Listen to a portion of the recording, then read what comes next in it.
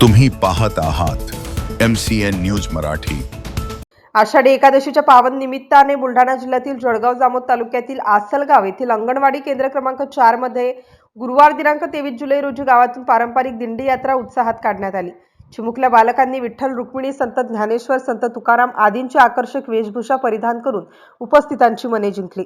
दिंडीत टाळ, मृदंग, भगवे झेंडे आणि तुळशी वृंदावनासह बालकांनी ज्ञानोबा तुकाराम, पुंडलिक वरदे हरी विठ्ठल अशा जयघोषात अभंग गात गावातून भक्तिमय वातावरण निर्माण केले।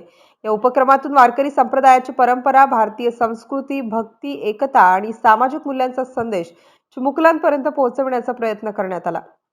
आषाढी दिंडीमुळे संपूर्ण गावात भक्तिमय वातावरण निर्माण झाले होते। चिमुकल्यांच्या निरागस वेशभूषेतून संस्कार, भक्ती आणि परंपरेचा सुंदर संगम अनुभवायला मिळाला।